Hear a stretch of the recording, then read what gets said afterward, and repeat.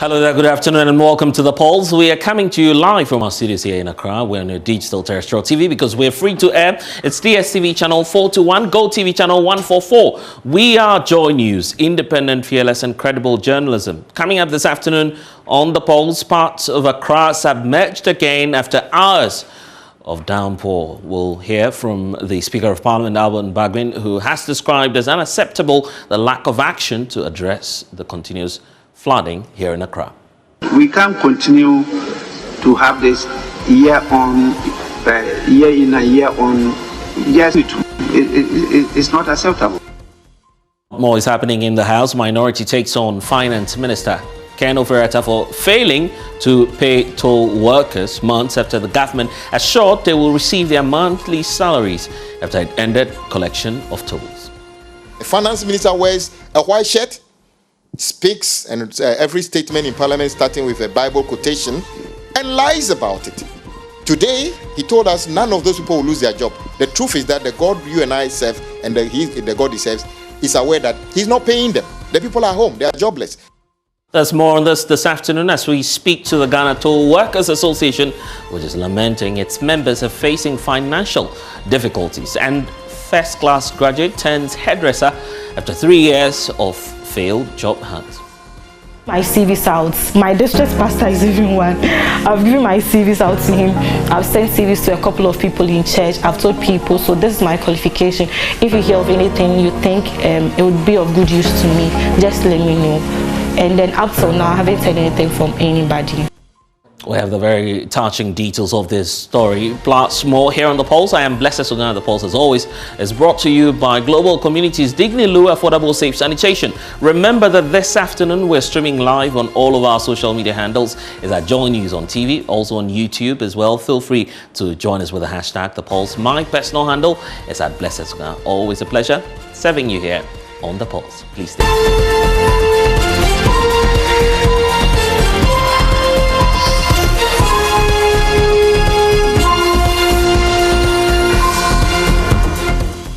Well, this afternoon, when government decided it no longer wanted to collect road tolls, hundreds of employees who bartered their bread doing that job were promised adequate compensation. But months down the line, their salary arrears and severance packages have not been paid. We'll be joined shortly by leadership of the Toll Workers Association. But first, let's take you to Parliament, where the ranking member on Parliament's Roads and Highways Committee, Kwame Gavins Abuja, has been speaking on the matter, who's taking on the Finance Minister for turning a blind eye to the concerns of these former road toll collectors. I checked, they attempted to continuing to pay the disabled people. I don't know if that's still ongoing, but it wasn't only disabled people who were working on in the toll booths, because the toll booths are not only on Accra to Motorway, they are all over the country. The Finance Minister appeared in the House and said nobody will go home, and he made a blanket statement. The truth is that almost everybody is gone home, and they are not paying them, because that 78 million Ghana cedi, which they claim is not enough money. For me, it's enough money. And then minority was ready to support government to increase the toll, the road tolls. And we are honest about it. I say that if I drive Land Cruiser and then government asks me to pay 3 cedi or 4 cedi, whatever, to cross the motorway, I don't think Ghanaians are going to be crying for me, because if you can afford that kind of vehicle, you can bet. I'll be interested in knowing that that impact does not hit the trotro or the Uber driver more. But they decided not to take up that option. And today, you see the state of the toll booths across the country. They are getting dilapidated, they are getting vandalized, they are causing accidents and other things, and people are at home working. The Finance Minister wears a white shirt, speaks and every statement in Parliament starting with a Bible quotation and lies about it. Today, he told us none of those people will lose their job. The truth is that the God you and I serve and the God he serves is aware that he's not paying them. The people are home, they are jobless. So what can we do about it? We've done everything. In fact, you saw Speaker direct that the toll booths should be reactivated. They insulted him in various ways. They are senior people in that party, and they've just ignored him. So there's a limit to what we can do as an opposition party. We need to raise the issues and demand that government respect the laws and bring them there. So I sympathize with those people who are home.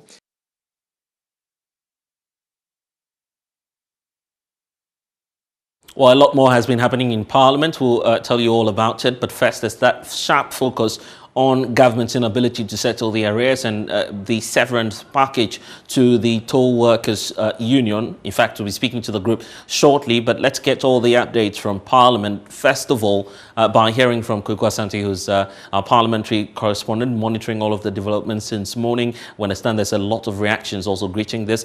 Kwaku, first of all, what do we know about the status of the workers as you've been finding out from the Honourable Gavin Agboja? So we know that the committee has been trying to find some information from the members themselves. We know that just, I think 2 weeks ago, some of the workers picketed at the Ministry of Roads and Highways to demand answers as to why they have not been paid by government.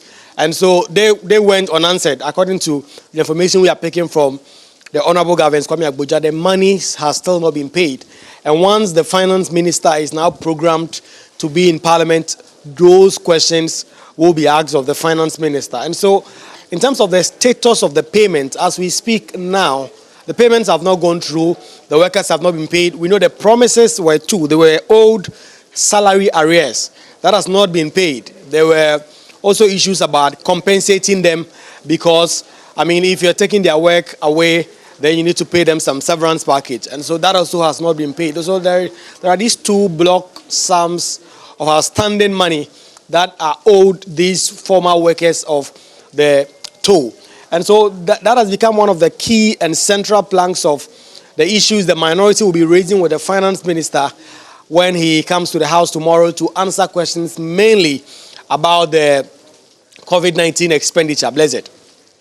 That definitely the minority is pointing to some promises made during the budget presentation. What are some of the details?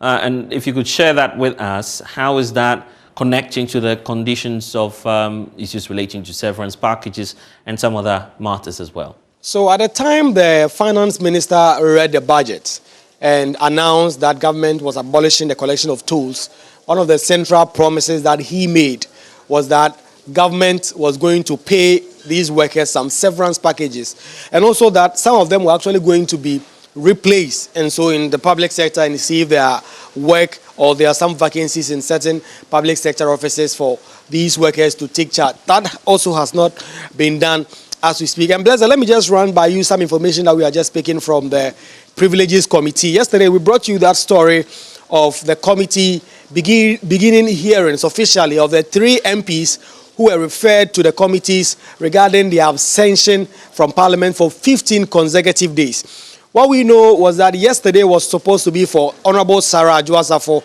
and she did not attend because we know she is outside of the country at the time she spoke to you. She is still not back in the country.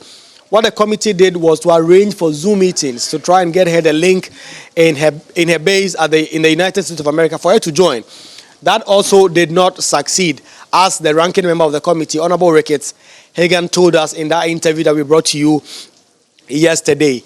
And so today, what we know is that the member of Parliament for I think the Greater Accra Regional Minister, actually, Honourable Henry Korte, had appeared before the committee 2 days ago.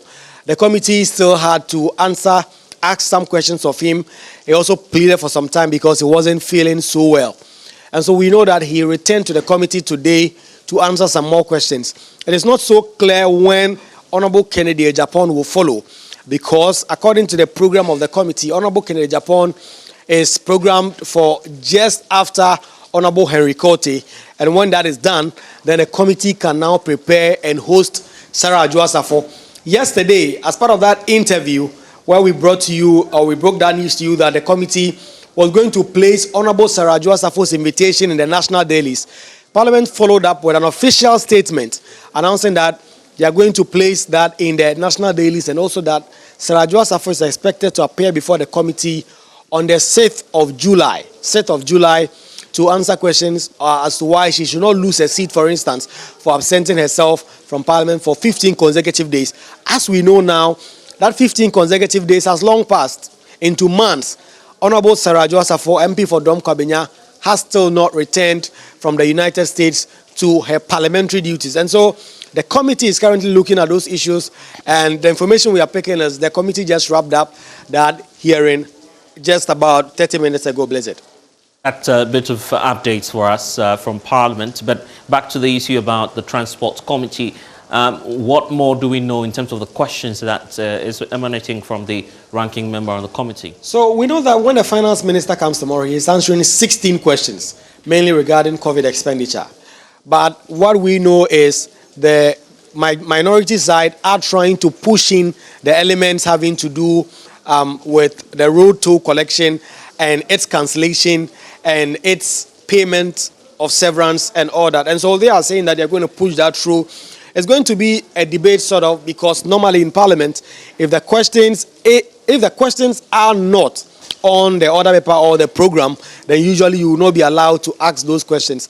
But the indication we are getting from Honorable Kwame Agboja is that their side, the minority, are going to forcefully demand that the finance minister answer questions on why the severance packages and the promises that they clearly made in the 2022 budget last year has still not been fulfilled.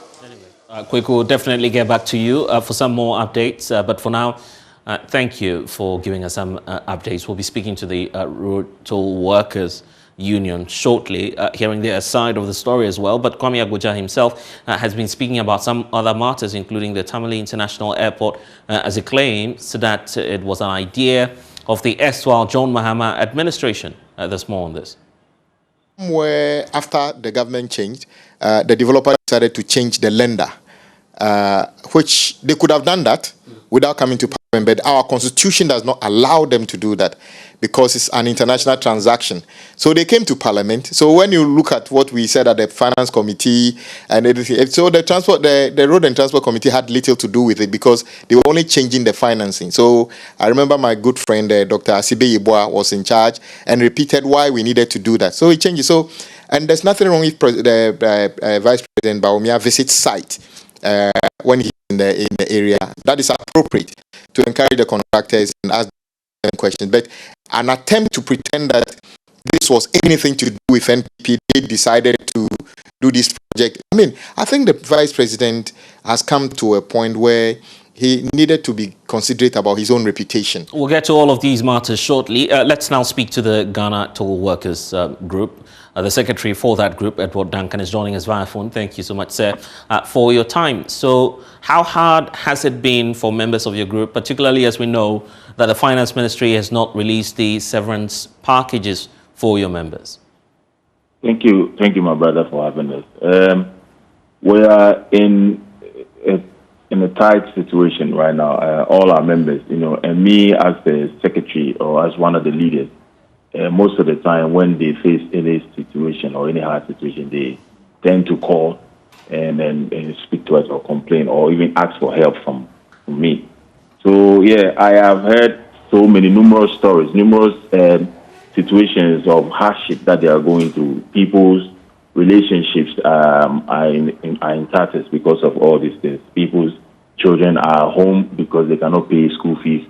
Some have been evicted from their homes. And at a point in time, there was another TV station that did a documentary on one of our colleagues, and he was even expressing sentiments of or having suicidal thoughts. Like if now my job has been taken away from me, I don't feel like living again. I want to take my life, and that's how bad it has gotten to. So we are really, really in a situation, in a tight situation right now, considering the economic situation to right now, those who are even working and getting salaries are having difficulties. How much more those of us who are not working? I'm just interested in finding out what you've been doing as leadership to engage government on this and to try and get the funds released. Well, we tried. The first step we tried, because the tolls, about 19 major tolls was given on contract to a private company to manage, Tolls and Routes Management Limited, and so we engaged them on several occasions from the 17th of November last year. We've been engaging them, but it feels like they really, the power is not really in their hands to do anything for us. So when we realized that, we proceeded to engage the Ministry of Roads and Highways. And on two different occasions, we had the opportunity to speak to the minister himself, the Honorable Minister himself, on this matter. And whenever we speak to them, all they tell us is that, oh, they will pay us, as they promised earlier on, that they're going to pay us every month the reassignment to find alternate livelihood for us. They're going to pay us every month. Meaning that they paid November and December, but from January to now, as I talk to you now, not even a single city has been paid to any of our members. And we are well over 800 workers, manning the toll booths, and some are cleaners and some are security personnel as well. So none of us have been paid from January to now. That's the situation. Right and now. we're getting indications that members of your group are mounting pressure for a demonstration to take place. Initially, the letter you wrote to the Ghana Police Service was giving clear indications that that demonstration should have happened in the next 24 hours. Are there any changes, or we are likely to see your members on the street tomorrow? Well, there have been a few changes. Actually, tomorrow is not coming on. Tomorrow, Thursday, it will not come on because our engagement with the police, because initially we wanted to start from Obrasport and then we changed it to opposite GBC for our members to gather opposite GBC, considering the fact that most of our members are physically challenged. So walking all the way to Jubilee House would be a problem. So we decided to meet opposite GBC, the other side of the road, not in front of GBC, the other side. But the police had made us understand that because of the heightened tension that has to do with the the terrorism and all that, so some areas or some places in the country have been designated as security zones, so we cannot gather ourselves around the GBC, and we cannot also mass up around the Jubilee House. So what they told us was that we should gather at Independence Square, and then they will send reps from Jubilee to come and take our petition, because we intend to present the petition to His Excellency the President. But I told them, no, we cannot do that. If for anything, leadership should present the petition. We should take the petition and go to Jubilee House and present it. So the agreement on where our members will gather and all that, we didn't conclude it. So we had to call off tomorrow's march to Jubilee House and then speak to our members and agree or arrange a place where we can gather, and then also speak to the police so that the police would accept, so that we can go ahead with our march to present the petition to Jubilee House, and ideally to the president or the office of the president, because we believe that if the president gets to know about this issue, we've tried with TRML, it didn't work. We tried with the Minister of Roads and Highways, it didn't work, but we believe that the buck stops with the president. So if we're able to get the president to hear our side of the story, how we are suffering, how life has become unbearable for most of our colleagues. And we tried so many times, to get jobs. Me, for instance, I've written a couple of applications. Most of my colleagues have written applications here and there, and the jobs are simply not available. They are not there. And then, when for somebody who has worked in a toll booth sector and you're applying, what reference do you reference that you worked at the toll booth when there's a cloud hanging around you, when the Honorable Minister of Information, Kojo Ponkuma, was saying that could you believe that there's only the whole tolls in Ghana generate only 78 million, as if to say that we're supposed to generate more than 78 million, and for one reason or the other, the 78 million is not coming. So you get the public looking at toll workers with a certain perception, which is really, really bad.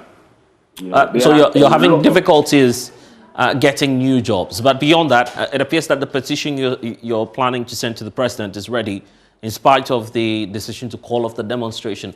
What are the key demands you're placing in there? Well, first of all, the promise of the reassignment, that they're going to give us alternate livelihoods, they should give us that. And then the promise of paying us every month until they reassign us, they should also fulfill that promise. And they should give us timeline. You cannot just say, when we engage, and all they tell us is, wait, give us some time, wait, give us some time. If you're telling us to wait, then why did you rush to seize our operations, to close down the tolls? If you know that you're not ready, you don't have an alternate livelihood ready so that we can go you can get us engaged. Why rush and close down the tolls. Do you understand? So we've waited for too long. What we are saying is that we waited for too long. So we want Mr. President to understand that we waited for too long, and we want action now. But in the interim, they should be paying us all the arrears that they owe us. They should pay us so that life will be bearable for our membership. Anyway, So that's what we want to. Edward, we'll be on the lookout for that demonstration, but thank you for talking to us here on The Pulse. Well, it's been a rainy Wednesday, and as it is, each time there's a downpour, parts of Accra will always be flooded. That's the case today as well, and the frustrated Speaker of Parliament, Albert Bagbin, has described as unacceptable the lack of action to address the situation. Raising the issue on the floor earlier today, the Speaker warned that if MPs don't come together to deal with the situation, Ghanaians will turn against their elected representatives for failing to make their lives better. This day is a rainy day. We those who are representatives of the residents of Accra are, as you know, completely worried about the rain and its effect on the lives of our people. Actually, a number of the MPs are around their constituencies trying to see what they could do to help the constituents. And so my attention has been drawn to it, and then we've been trying to see what we could do. The House should need to have a meeting, whether at the Committee of the Whole, with the sector ministers in charge of the situation. The drainage situation, the housing sector, works, we have to do to welfare, our behavior as a people, so that we see what kind of interventions as a House we could put in place to support. It's very, very important. We can't continue to have this year in and year on.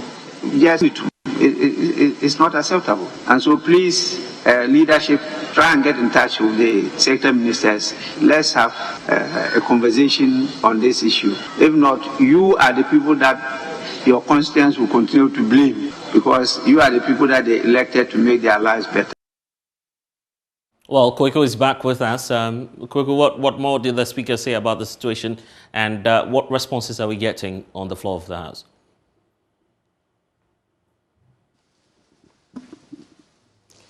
So, unlike most of the things that happen in Parliament, this does not elicit much of a debate. When the Speaker of Parliament, Albert Bagbin, made this statement to the House, he was imploring both the leadership from both sides to try and get also the committees on board, all the committees that have a role to play in this situation, the Works and Housing Committee, the Finance Committee, the Health Committee itself, to try and also get to link up with the ministers to find a solution to this situation. Last week, we spoke to ranking member on the Works and Housing Committee, Honorable Vincent Opon, who was not so much happy about the finance minister's attitude in not releasing money timely to the Works and Housing Minister to embark on some of the projects he had earmarked.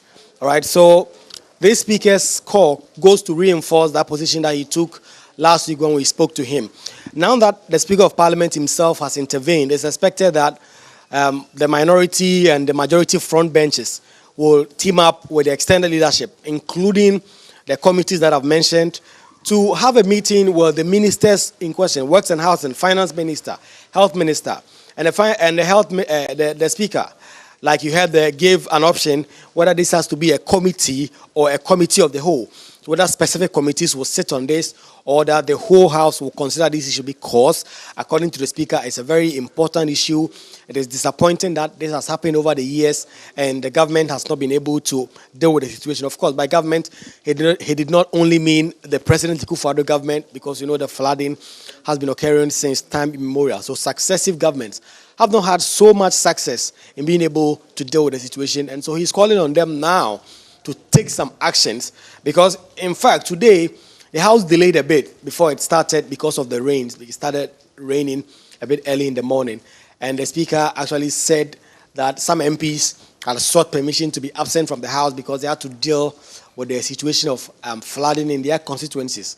And so the Speaker's call to action is now timely, and the latest action or the latest call for MPs and government authorities to liaise and deal with this situation once and for all. Well, let's talk transport. Brace up for more. Transport fares are set to go up again. The Ghana Private Roads Transport Union, GPRTU, says it has become inevitable due to the continuous increase in fuel prices.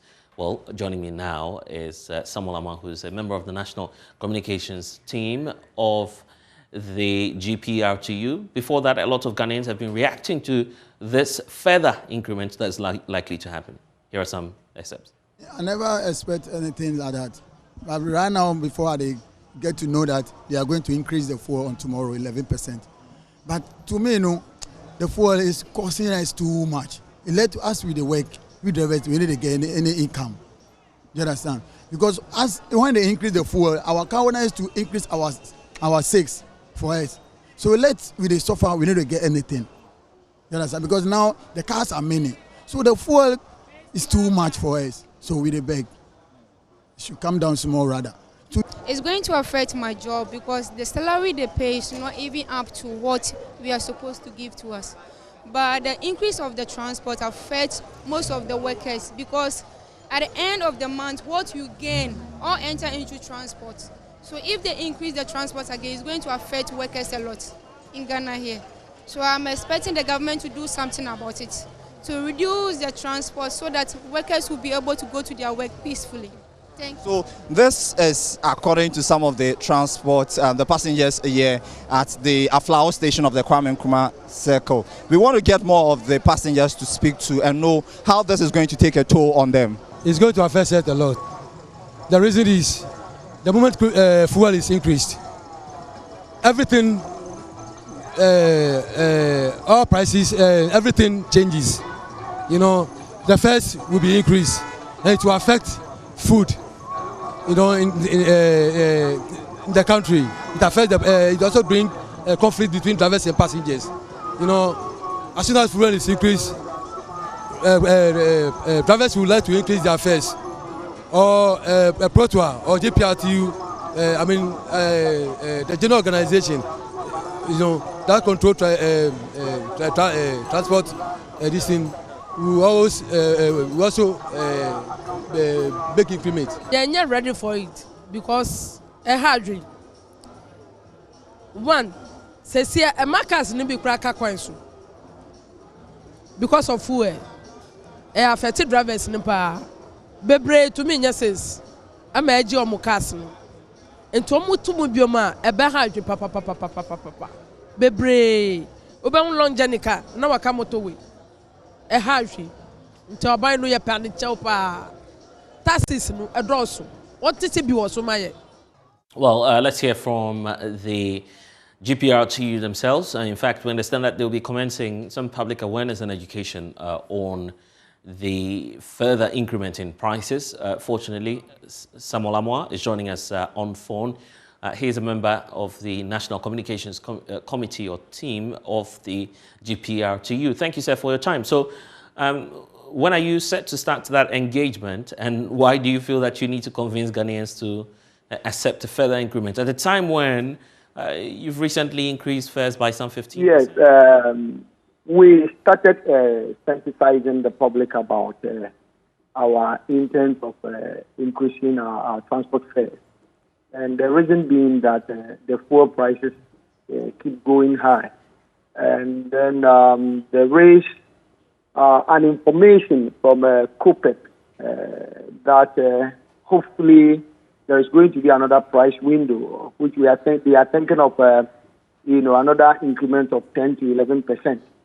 And then when it happens like that, then there will be the need for us to also come up with upward adjustment of our transport fares based on the agreement we had with the government that anytime the petroleum product is being increased by 10% threshold, then there will be the need for us to also come up with our increment. So that is why we started talking about it, because normally we don't want to wait till it happens before it will take our customers unaware, because whenever there is an increment of transport fares, we do create a lot of confusions on our roads and in our vehicles. So this time around, since we had that information that there is going to be another increment, then we started sensitizing, and we started talking about it so that it won't take our clients on our way. So that is why we started doing that. So what percentage are we looking at this time around? Currently, we have not come up with any percentage for now. We are waiting for the increment to come. Either it has to be the 10% or the 11%. Then we also consult the committee that we used to send out there to check on the other components that we use to run our businesses. Talking of the spare parts, the lubricants, and the taxes, and the major one has to do with the petroleum products. So they work on all these things before they will come out with a percentage, before we also come out. So basically, for now, we cannot talk of any increment, any percentage for now until the fuel price percentage comes out. Then we also think of what to do. And so what time frame are you working with the likely increment? Yeah, hopefully we learned that there is going to be the petroleum increment will come out maybe by tomorrow. So if it happens like that, then quickly DPRT has to call for National Executive Council meeting. And this meeting, we will call on all the 16 regions, the executive from all the 16 regions. We'll quickly organize ourselves, then we think of the next line of action. And I believe that is going to be from early next week. So hopefully we are waiting for this petroleum increment to come. If it happens that it comes tomorrow, then quickly we'll also call for a meeting. Then hopefully by Monday, Tuesday, there's going to be a next meeting. Then we think of the percentage that will come up with. So really, what's the message of GPRT to the public? I'm wondering how you would still convince a lot more people to agree with you that indeed there's a need for a further hike. Yes, you see, as I earlier said, we use these components to run our business. That is the petroleum product is the major one. Then the spare parts, lubricants, all these things have gone high.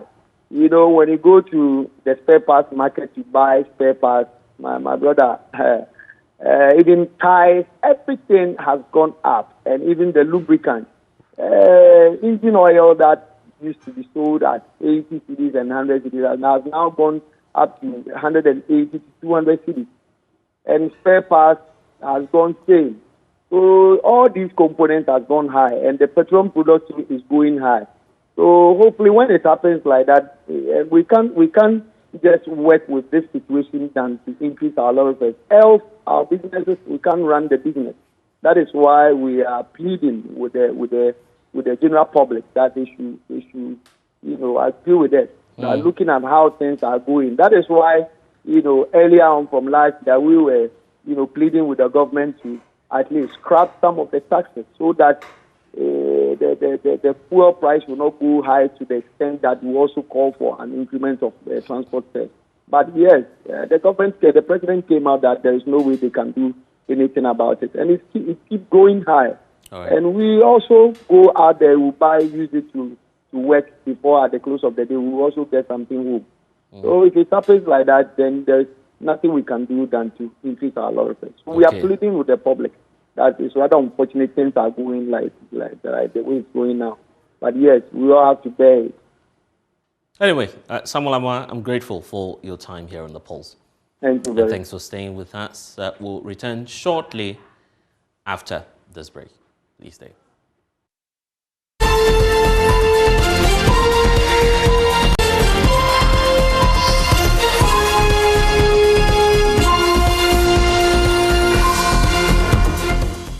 Welcome back. Now, today marks the last day for all prospective candidates vying for the national executive positions in the governing New Patriotic Party to submit their nomination forms to the National Elections Committee. Well, the presence of the aspirants attracted huge number of party foot soldiers at the head office at Asylum down here in Accra to support their preferred aspirants despite the rain. Secretary to the National Elections Committee, Evans Nimako, in an interview with JoyNews, indicated that 52 prospective candidates picked up nominations to contest in various positions and are expected to submit them by close of day today. While lauding the composure of the supporters and their candidates, he expressed optimism that the reorganization process will make the party formidable for the 2024 general elections.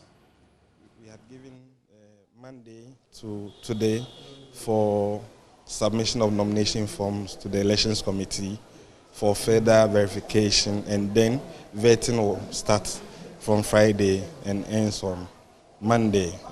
We are expecting that all those who procure the forms will submit for other engagement to continue. As we speak, almost 22 people have been able to return their forms. We are still expecting that the remaining prospective candidates will bring their forms, and then the committee will take turns to engage with them.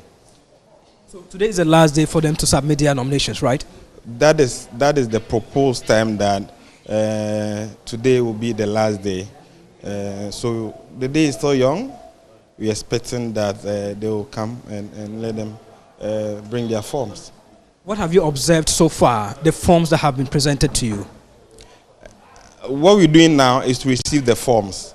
As I said, we've put in place measures to ensure that proper verifications are done to supporting documents. And so prospective candidates are aware of these requirements. In fact, the point 17 of the nomination forms indicate that if there's any false information given, it will amount to a disqualification of a candidate, and they are made to be aware. So when we have received the forms, we will take turns to go into it and then verify, after which the Elections Committee will have a conversation with them. I mean, we're going by a schedule where we need to finish with vetting. A prospective candidate who would have qualified will have to begin engaging with delegates across the country. So there are timelines. We want to go by it, all things being equal. And we are a human institution, we are a political party. What we are doing is part of our internal engagement, selecting leaders who will man the affairs of the party towards our victory 2024. So far, the party is happy. It just didn't start today. We started with our internal polling station. We've had a very successful electoral coordinated elections. It was followed up with the constituency. We are done with all the regional conferences that elected regional executive for us. We're hoping that we will have a very grand national annual delegate conference between 15th and 17th of July for conference to elect new leaders for the party. And so far, the excitement at the base, the morale that has been raised by the prospective candidate, and I can assure you yourself, you are happy with the kind of excitement at the party headquarters.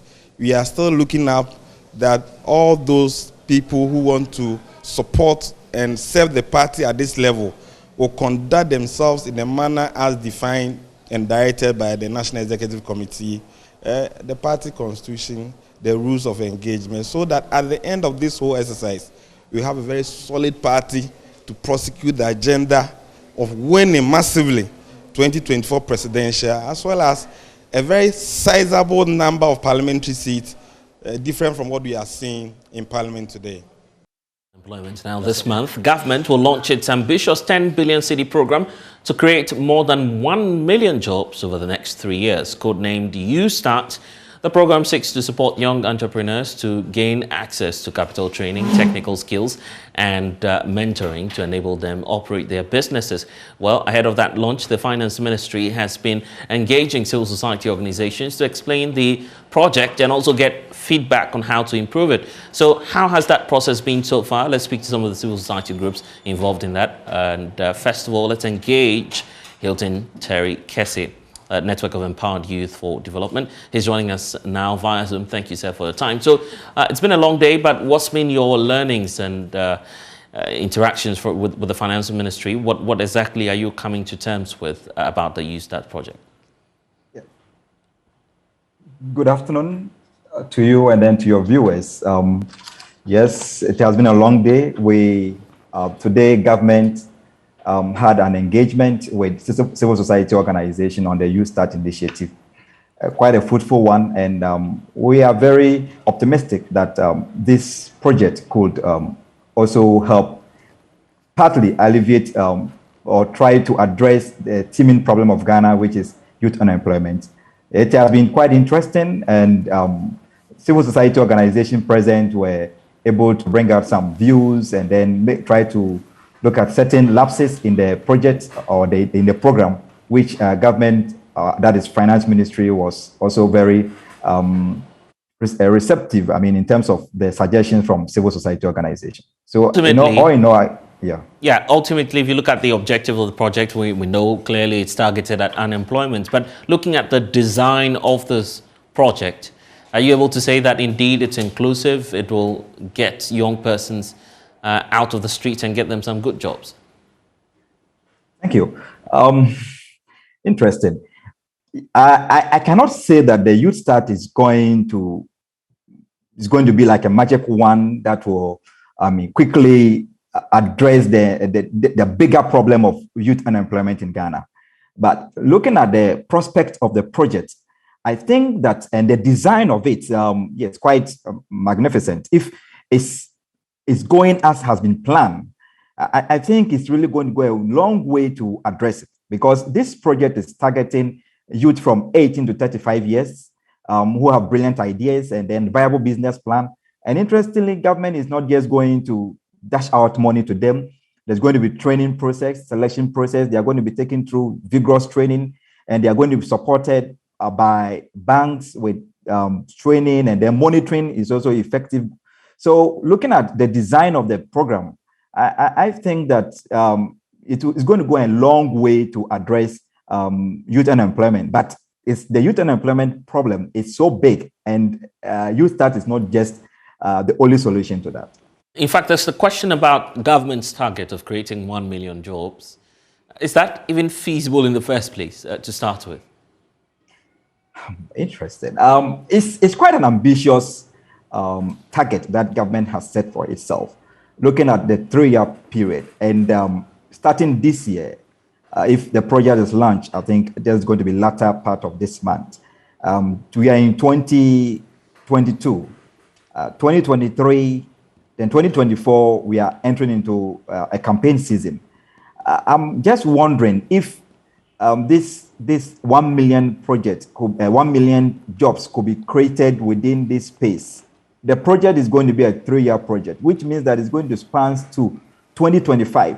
And this is an initiative of one government. We don't know which government is coming to power during the next election and whether they're going to continue with it.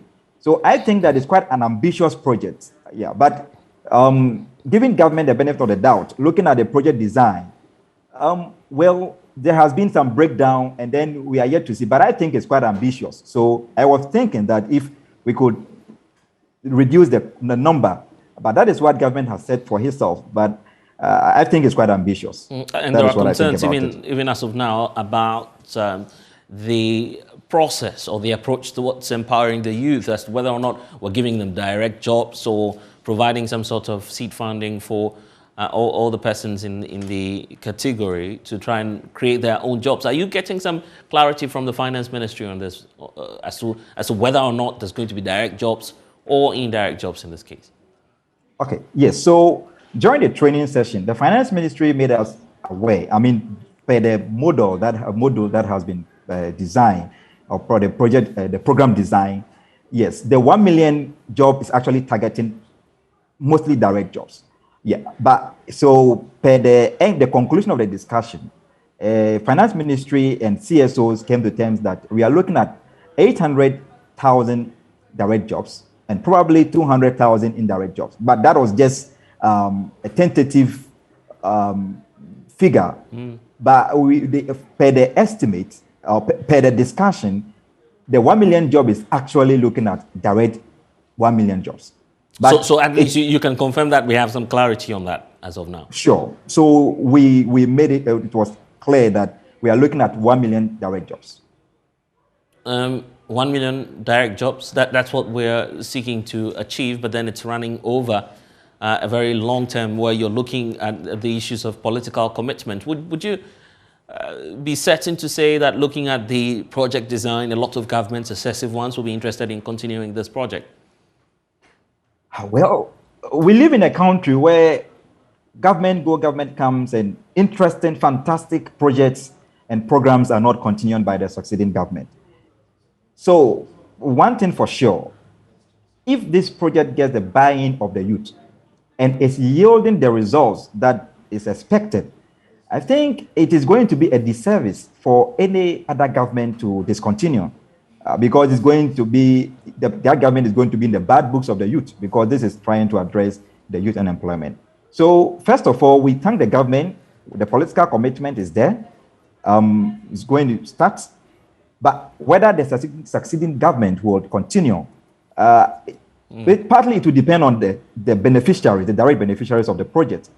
If succeeding government realize that, yes, if I should cancel this project, I am going to face some firm opposition from the youth, I think government, they will be willing to continue with it. Okay, and there's this rumor about the involvement of NAPCO beneficiaries, rolling them, trying to, of course, find an exit point for them into the YouStart program. Did that come up at the engagement as well? Yes. Yeah. So I think I personally even had a conversation with the NAPCO secretariat. Yeah. So it came up. I think a quota is being given to NAPCO, where NAPCO beneficiaries who especially enrolled on the entrepreneurship program will be given some form of preference to be able to enroll on the YouStart project, YouStart program.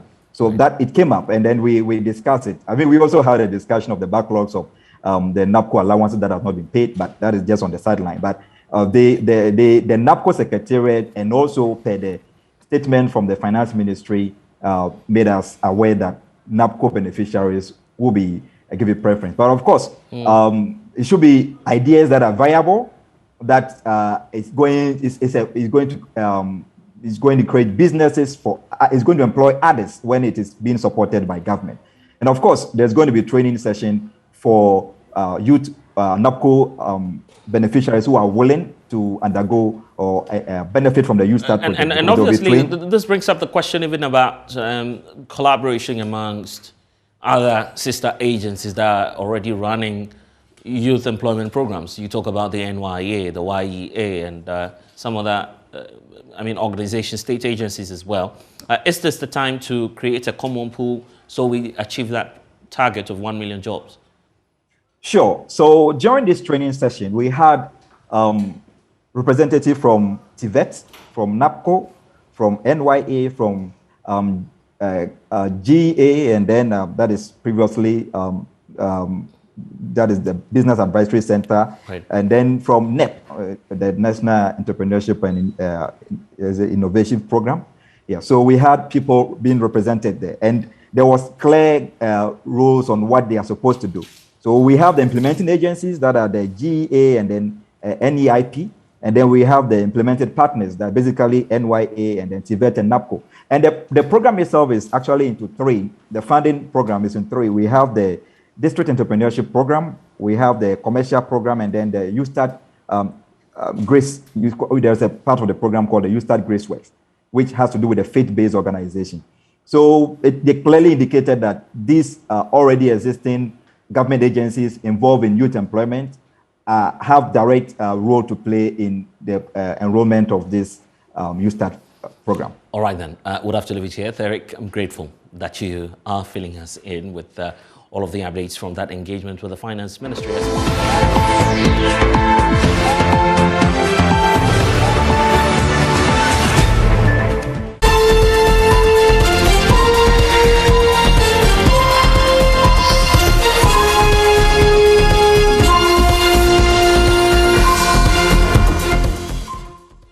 As part of efforts to improve science, technology, engineering, and mathematics STEM education in the country, the Ghana Science and Tech Explorer Prize has initiated a program to train basic school students across the country. Now this, according to the Director of the International Development for Nesta Challenges, Constance Jiman would help build ICT and entrepreneurial skills among students. There's more in the following report for you.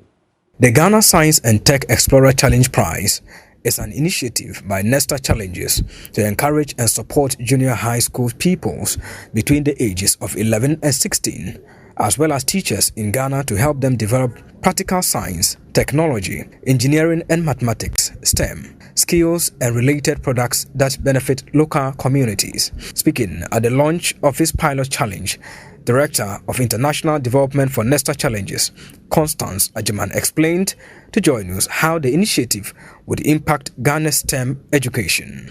G-STEP is really going to complement the STEM narrative because it's going to apply those STEM skills to real-world problems that young Ghanaians are facing. So they will have learned theoretically, they are also starting to learn practically through STEM, but now we are saying, how do you apply those skills and that learning to a problem that you're facing on a day-to-day basis? Is there something in your home that is bothering you? Is there something in your school or on your way to church or something on those lines? If you can identify that problem and you can then think, how do these STEM skills really help me achieve and address this problem, then we are taking it to the next level and adding more value to what is already a good foundation of STEM that is being built up. She further indicated the need for corporate institutions to support the funds. The sustainability of G-STEP is really, really important to us because we don't want to establish a program that everyone gets behind, the young children get real value from, and then in a couple of years it's gone. So there's lots of different ways that we're thinking about sustainability, but I do want to say at this point we also do need funding. So in order to keep on and maintain, any possible sponsors or funders out there, we want to hear from you as well. Some beneficiaries of the program, Joycelyn Adukwa Alote and Lydia Graham, shared their experiences.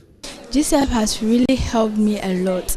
I really thank the leaders of GSTEP. I really thank them because with GSTEP I'm now able to talk in multitude, and I thank them for that. At first I used to be shy when talking in great multitude, but with the help of GSTEP and the master classes we attend on time, I'm now able to talk in great multitude. Through the first year program, I've been able to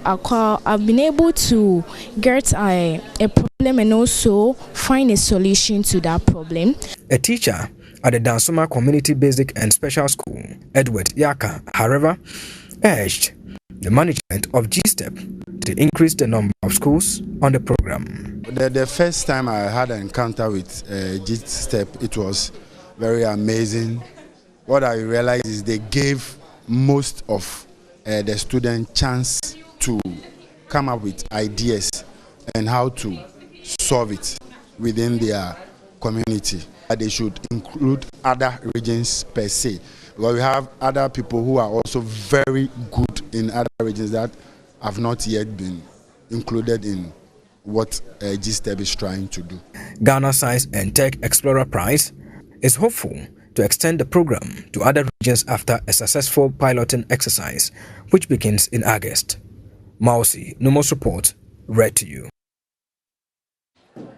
And now a 60-bed capacity hospital located at Konongo in the Asante Achim Central Municipality remains non-operational after completion in September 2021. This is because work on the major access road to the facility has stalled as contractors have abandoned the site.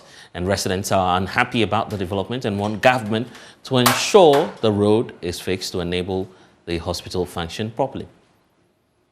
Unasphalted road has been the bane of the operationalization of this beautiful edifice. This facility, when operational, will serve the people of Asante Achim Central Municipality and adjoining districts. Residents who are eager to access quality health care at the ultra-modern facility are unhappy with the delay. They want the government to immediately bring back the contractor to site to asphalt the road.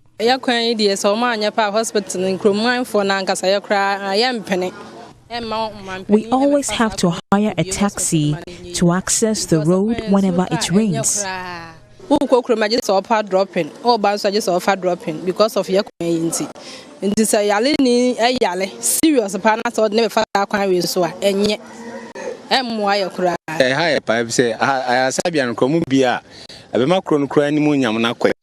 worrying us. The community will take a better shape when the hospital is completed. It's been a long time since they started, but if they finish, it will be of good benefit to us.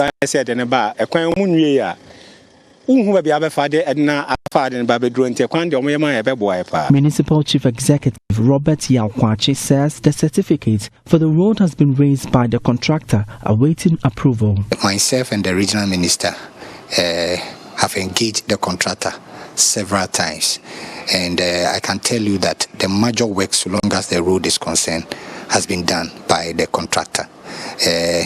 But his certificate has been raised and he's looking for money.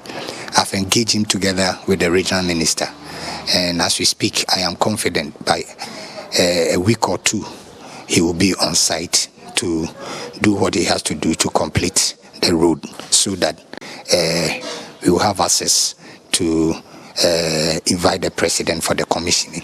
So we are monitoring, and I'm sure a week or two the contractor will be on site. According to the MCE, security at the facility is heightened to ensure health materials are not stolen before commissioning. Mr. Yaokwachi claims staffing is not a challenge for the government in operationalizing the new facility. We already have an old hospital, of which this hospital is going to be managed by most of the staff that are working over here. So when you talk about the government not getting money to pay the workers who will be working there, it's neither here nor there. We are always keeping an eye on this hospital, because if you look at the work that has been done, so long as this hospital is concerned, as a leader of this particular municipality and the chairman for music, it will be an indictment on me to sit aloof, look at it, and make people go there, steal the gadgets that we are going to use to do this delivery. Some food vendors in the area are upbeat about opportunities for business to boost the local economy. Because the hospital is not in full operation, we are unable to sell. We are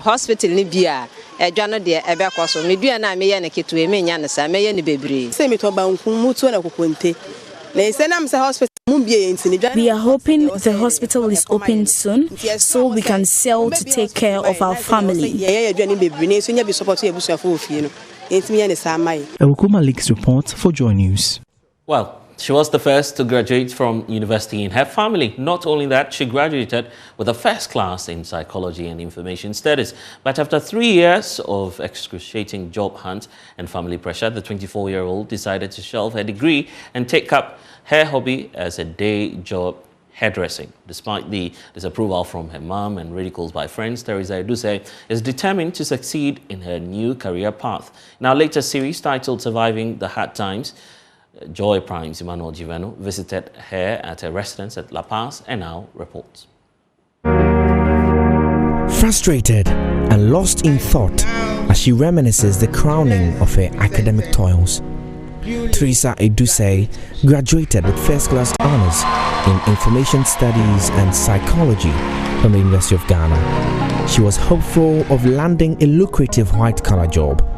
3 years on, that hope has diminished. It was very heartbreaking because I thought it was my breakthrough. As I was doing my service about leaving, so 2019 through to 2021, I've tried more than 5. If I should add LinkedIn, it should be more than 10.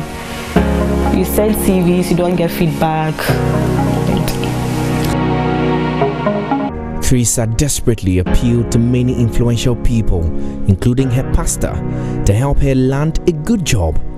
But all efforts came to nothing. I've given my CVs out. My district pastor is even one. I've given my CVs out to him. I've sent CVs to a couple of people in church. I've told people, so this is my qualification. If you hear of anything you think it would be of good use to me, just let me know.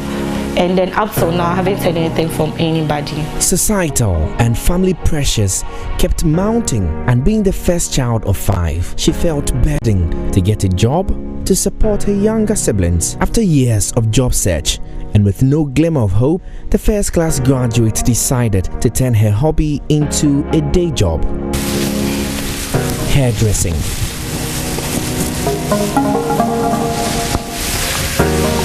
And I told my daddy, I want to get a shop. I was like, shop for what? I was like, I have passion for hair.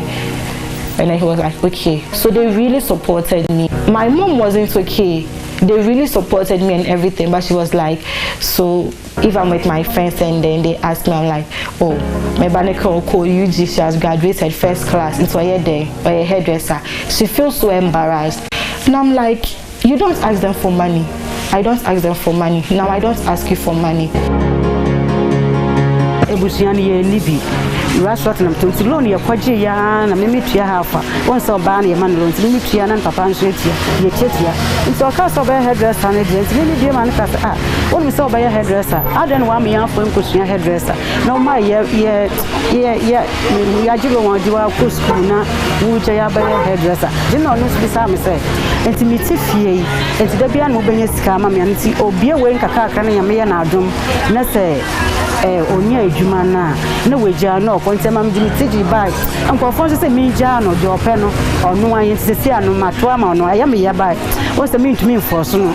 Others were like, so I try to tell us that your parents have wasted their money, the money they pay for your tuition, your whole fees and everything is wasted. Why don't you get, and they make you feel like you are not pushing hard to get a job.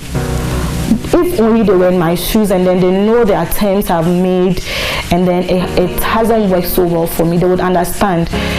And they're like, so you've made up your mind you are going to work with this hair thing, you won't do any other thing. I'm like, I'm not getting it, so what do you want me to do? It's better than me just sitting at home doing nothing in the morning and walk to my parents and go for money. Sometimes they really say some things and then you really feel bad. But then you just say to yourself, you are doing so well for yourself, so just keep pushing. Teresa's story reflects thousands of young brains struggling to make ends meet in an economy that constantly churns out more graduates than it creates jobs. According to data from the University of Ghana's Institute of Statistical, Social and Economic Research, only 10% of graduates find work within a year after graduation. Furthermore, according to the 2021 Population and Housing Census, youth unemployment is at 19.7%, a 118.89% increase from 9% between 2017 and 2020. Simply put, youth unemployment in Ghana has more than doubled from 9% on average between 2017 and 2020 to 19.7% in 2021.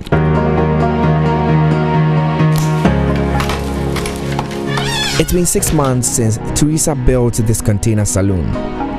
She did it with the help of her father and a few close friends. At the very least, this weans her of financial support from her parents. I made inquiries on getting a shop with equipment, like up-to-date equipment and everything. And then it amounts to close to 100,000 Ghana cedis. If I'm able to raise that amount of money and set up that business, I'm actually going to employ a lot of people because I really have a lot in mind. Sincerely, she's really good, very good. I actually don't like braids because it's really painful for me. I can't bear the pains, but the first time I patronized their services, I loved it. If the predictions of analysts about Ghana's soaring unemployment rate are correct, the country is sitting on a ticking time bomb. The government and tertiary institutions must urgently overhaul the educational curricula, provide specialized training and mentorship, as well as create an enabling environment for the private sector to absorb the teeming graduates. Emmanuel JoyNews report for Joy Prime. Was such a touching story there. Let's broaden the conversation now. Joining me via Zoom is Kofi Ofosu, Chief Executive Officer of the National Entrepreneurship and Innovation Program. Thank you for your time. So it appears that obviously the spirit of entrepreneurship is down, but you find some very innovative youthful Ghanaians who are taking that step to create their own jobs. I mean, initially, I want to find out what steps you'll be taking to support this young lady who is taking up that hobby of becoming a hairdresser. It's now a full-time job anyway. Hello, good afternoon. Am I online? Yes, you are. And that's why I'm asking initially, I mean, what NEIP will be doing to support such a young graduate. NEI will be doing a lot to support people like her. Our portfolio of business support includes soft loans, NEIPG under the social model, which is also called the District Entrepreneurship Program.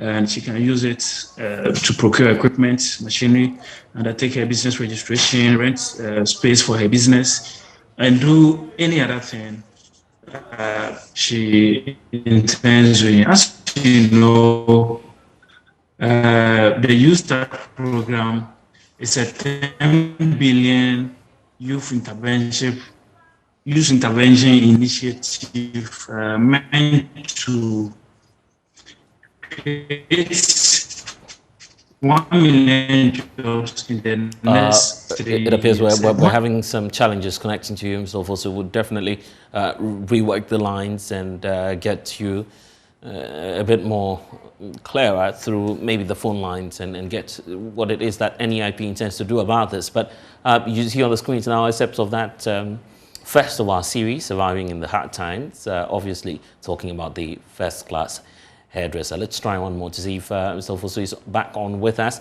If you can hear me, sir, you were making the point earlier about how NEIP has a number of packages, and you are also looking at the YouStart program supporting the young lady. Yes, should I speak? Yeah, I can hear you, sir.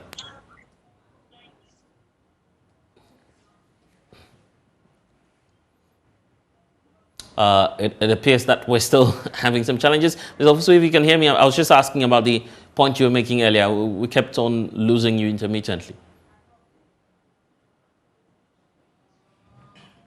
Anyway, we'll come back to this story and this series for you subsequently. But for now, Nurse Educators Group Ghana is threatening to withdraw its services in the coming months should government fail to improve its working conditions. The national chairman of the group, Matthew Adamu Bakinam, says that they are confronted by several challenges, including delays in book and research allowances, perennial delays in promotions, and also conventions, as well as poor working environments. The group called on the Ministry of Health to push for their concerns to be addressed. Correspondent Peter Senu has the rest of the story. The Nurse Educators Group's annual general meeting and scientific sessions on the theme updating the skills of nurse and midwife educators towards the tertiary status attainment of health training institutions brought together members across Ghana and other stakeholders in the health ecosystem. The meeting was also a preparatory ground as the Ministry of Health intends to migrate all health training institutions to a tertiary status by 2023. Dr. Bafo, who represented the health minister, said the onus is on members to collaborate to achieve a successful transition. There is a need to assess qualification of current tutors to ascertain the different needs for the upgrade. Transitioning to become a tertiary institution or tertiary status, we need to collaborate a lot.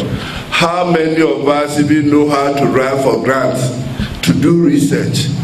So principals should by now begin to bring our tutors together and position ourselves how to write grants. At the governmental level, the Ministry of Health and Education are engaging to discuss which ministry should hold the tertiary status. The General Secretary of the Ghana Registered Nurses and Midwives Association, David Tinkrine Chum, bemoaned the everyday issue of no money to effectively run the health institutions. The usual rhetoric of there is no money for this or for that is quite familiar with educators. It is our opinion that the internally generated funds should be left within the schools to help them adequately cater for the needs of students and teachers, and also develop infrastructure and work environment for the good of the nation. Nurse midwife educators therefore require investments in their continuous professional development. The national chairman of the Nurse Educators Group Ghana, Matthew Adamu Bakinam, said sitting unconcerned about their condition of service in the current economic hardship is unacceptable to the members. He therefore called on the Ministry of Health to act before the end of August 2022. We are still confronted with several challenges that needs our collective effort to address them. These challenges include the perennial delays in the promotions and conventions, book and research allowances, low rate for research supervision, practical assessment or examination for students, and marking allowances. More importantly is the uncertainty surrounding the migration of health training institutions to tertiary status. Most of our members are unhappy about our working conditions and are running out of patience. If Ministry of Health, COHETI, as well as other stakeholders fail to resolve our long-standing concerns before school reopens in August 2022, leadership may find it difficult to control our members. Precious Semevo, Joy News, Esufufu Sunyane. Well, so let's go back to our earlier story, talking about the first-class hairdresser. Let's broaden the conversation. Back on the lines with us is Kofi Ofosun Cancer. Sorry, sir, we lost you earlier, but you're making the point about the NEIP and how your packages are sufficient enough in, for instance, helping this young lady that we've discovered in the first of our CVs. Yes, so government is very much aware of the hundreds of thousands of graduates who come out of universities each year. I mean, Teresa is not alone. I will commend him for taking the bold initiative to start something on her own. And that is why this 10 billion cedi entrepreneurship vehicle for the youth aged between 18 and 40 years, if you are above 40, you should hire at least more than half of your staff to be youth before you qualify for it. That is why we are rolling out this program to provide the needed support to startups like hers, SMEs, and new businesses so that they can be able to scale and employ more people. If you look at the 2022 budget, the team was building a sustainable entrepreneurial nation, fiscal consolidation, and job creation. So there's a focus on entrepreneurship as a means of creating jobs in the economy. The YouStart vehicle is to ignite and unleash the innovative and entrepreneurial spirit of young people because we have to reorient the youth to know that we are going to help them to make a conscious departure from job seeking towards job creation and ownership. So instead of going out there to seek for a job as a civil servant or controller payroll, you become an employer and you would rather help us to employ others. So that is exactly what Teresa is doing. So somebody like that, after the launch by the president in first week of July, would just have to go online, access the portal, tell us about her business, what she does, what she wants to do, what she needs, what kind of business support does she need. Is it market access or linkage support? Is it funding support? Is it some equipment that she wants to procure? Is it some technology support that she needs?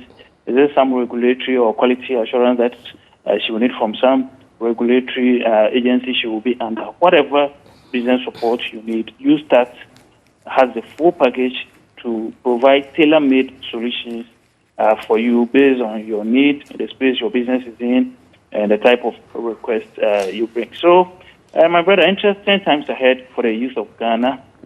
We are just telling them to get ready for this opportunity and start preparing towards taking advantage of this opportunity. And as you know, YouStart is coming in models, commercial model, the DEP, that's the district entrepreneurship model, which is the social one. Another will be implemented by the faith-based organization, and then we will have YouStart NAPCO. So wherever you are, you can go through one of these schemes to access the support. A chunk of the money will be going through the commercial banks, through the YouStart commercial.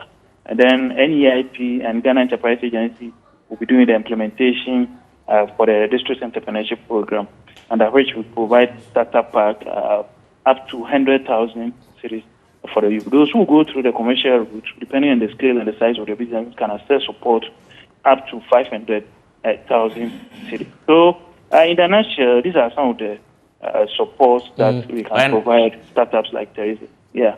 Well, the point is, she's fortunate enough for us to identify her, but there are so many more young persons out there doing quite a lot who may not necessarily be aware of the opportunities that you're presenting to them. How do you intend to address that information gap? So the program is yet to be launched officially. The formal launch will happen in first week of July. We've done the pilot already, and it was very successful. We piloted about 50 businesses across the country. We had some youth who were into processing of coffee, for instance, body lotions and creams from shea butter from the north. There was a lady who does yogurt production from central region. Another gentleman from eastern region who is into charcoal production, and his raw material is coconut husk. There was an ICT company which focuses on Internet of Things, IoT. There was an events and media company. And they were giving startup packs up to 50,000 cedis for the individuals. And for the groups, they were able to access as much as 100,000 cedis, to fix the issues they have in their business. So when the main launch is done, it's going to be the same. We will adore the portal, www.youstart.gov.gh. You go online, you tell us what your issues are so that we will have specific solutions for you. Those who are unable to do the application online can go to the various MMDAs across the country. We've already engaged all the MMDAs with the Honorable Minister for Local Government, and they are ready. We are creating decks with YA and YA at the various districts, and that is where you can go and get support to go through the application process. And it's a very simple application process. All what you need is your Ghana card to prove that you are a Ghanaian, you are aged between 18 and 40 years. This is your digital address, register your business, and this is the support you need. And then the customer service officers at the YouStart desk, which will be set up across the various MMDAs. And we will intend setting up some desks at the university so that undergraduates who are interested in starting the entrepreneurship journey in the universities can also take advantage of the program. And then you can tell us exactly what you need to expand your business. If it is still at the ideation stage and you now want to start, we will give you the technical training in addition to the business development training, and then take you through setting up the business, provide you with your startup pack, give you a moratorium of 6 months, after which you start the payment. That is if the money is going into OPEX. If it's for capital expenditure, you are acquiring some office space, land, machinery, equipment, you get a moratorium of 12 months, that is 1 year. Then the tenor for the loan is 1 year. That is 3 years. You have 3 years within which to pay back. So if you add the moratorium to the tenor, you have 4 years within which to pay back these soft loans that will be disbursing together with the participative financial institutions to young people of Ghana. So there will be screening, selection process. We take them through selection and scheduling. We do due diligence on the applicants. We provide the technical and the business advice training. We will do approval before we do the disbursement of the support through the banks. And of course, there will be continuous monitoring and evaluation to ensure that the youth-led enterprises that we have supported are using the monies for the purposes for which we give them. Yeah. Anyway, thank you, Mr. Ngansa, for joining us. Well, let's take you to the Upper West region, where pupils of the Balawa DA Basic School are compelled to learn under a weak makeshift structure. There's no decent furniture in the school, and the pupils slam it on the bare floor, locks, or some stones as well. Well, the classroom block project the classroom actually has become a death trap with deep cracks weaving through the walls. JoyNews' Upper West regional correspondent Rafiq Salam reports. Due to lack of basic school at Balawa, located at the outskirts of the West district, pupils in the predominant farming community hitherto walk several kilometers, sometimes crossing rivers to attend school. Community members are aware of the importance of education and concerned about the future of their pupils established the Balawa DA Basic School in the year 2012 with 12 pupils. The school was absorbed by the government 3 years later, and several trained teachers were posted to the school. A decade after its establishment, the school's enrollment figures has catapulted to 250 pupils, comprising of 150 boys and 100 girls, with the exception of a 3-unit classroom block which was constructed for them by Dutch philanthropist and retired Catholic missionary Brother Dick. There have not been any change at the school since its establishment. The brick classroom constructed by the community is now a death trap. There are cracks and gaping holes all over the walls. The pupils have outnumbered the classrooms, forcing them to hold classes and a weak makeshift structure that could easily be destroyed by any violent wind or rainstorm. What was this to coordinating director Crispin Jangu agrees the situation is an affront to conducive effective teaching and learning, with a pledge of reporting to the Warwas District Chief Executive for action to be taken. The situation is bad. As you see, this is not a good, conducive environment for teaching, effective teaching and learning. I have seen that, yes. Because at least apart from this particular 3-unit classroom block that you can talk of as something better, the rest are not in shape. So as I said, I have taken note and I'll present to the DCE maybe the next line of action will be taken. Furthermore, there's no decent furniture in this school. Sitting on the bare sand, stones, wire boards, logs, and broken pieces of cement blocks is the order here during instructional periods. The pupils told me off camera the severe waist pains they have developed as a result of the awkward sitting arrangement. Head teacher of the school, Daud Hussein Munyala, threw more light on their challenges. Though there are no furniture in the school, people have to lie down on the ground in order to write and also to learn. Some sit on the wood, others sit on stones in order to learn. As we don't have place of convenience, sometimes if any of them is menstruating and they need to go and change, it becomes a problem.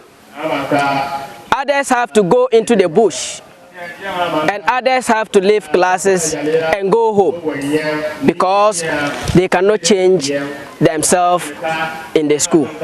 Concerned about the plight of the pupils, members of the Balawa community mobilized themselves and constructed 30 benches for the school in order to ameliorate the suffering of the pupils. Crispin Jangu commended the Balawa community for the initiative. Within our plans, as the District Director Education representative indicated, our attention has been drawn that furniture is the critical issue as we have it now. And so we are also making plans to ensure, as part of our annual action plans and budgets, to procure some furniture for distribution district-wide.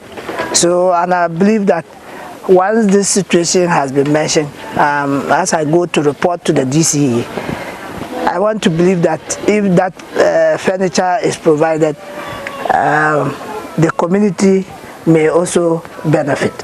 Reporting for JoyNews, Rafik Salam, Balawa.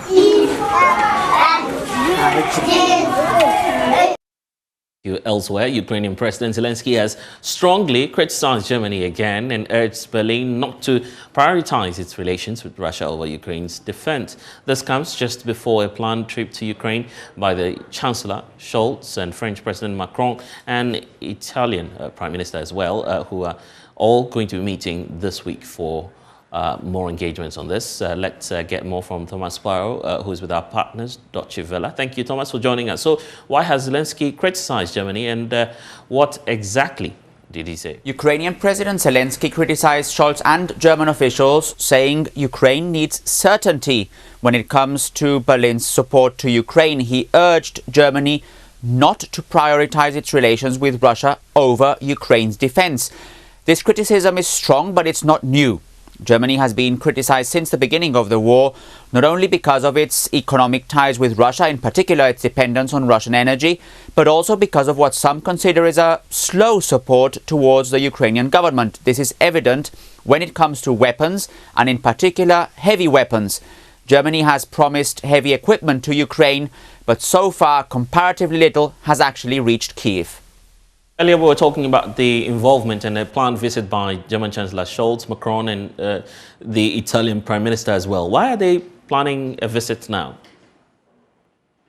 This has been described as a show of European unity, and in particular, it is probable that two topics will be discussed. One is Ukraine's possible EU membership, or at least its candidate status. Ukraine has said a long time that it wants some sort of EU path, and as such, it is expected that that will be one of the topics under discussion. A second topic, a particularly controversial one here in Germany, is the issue of weapons, and in particular heavy weapons. Germany and other countries have promised weapons for Ukraine. Ukraine has nevertheless said that it still needs more, than not everything has arrived or has been delivered appropriately. And in particular, in the case of Germany, this is something that has been under discussion here in Berlin, to what extent Germany's promises of deliveries to Ukraine have also been met. When will essentially Ukraine receive those heavy weapons that Germany promised? The criticism by Ukraine. Basically, every time that Olaf Scholz, the Chancellor, has a chance to speak, he reflects on these statements and says that Germany is indeed supporting Ukraine, that Germany is in fact doing a lot to help Kiev. But obviously he is aware of those criticisms, and as such he has stressed that Germany will continue to give Ukraine its weapons, the weapons that it might need. And that is also probably something that Olaf Scholz will stress in his visit to Ukraine. The fact that Germany may not have delivered all of the weapons, Olaf Scholz stressed that that has to do with the fact that in some cases, in some of those weapons, Ukrainian soldiers need to be trained first. In fact, they are being trained here in Germany, and as such, it is probable that in the next few days, also in the next few weeks, some of the most important weapons will indeed be delivered to Ukraine. Well, Thomas Sparrow, I'm grateful. And that's all we have for you in this package of The Pulse. I'm Blessed Sogah. Don't forget to log on to myjoyonline.com. We have updates for you there. Next.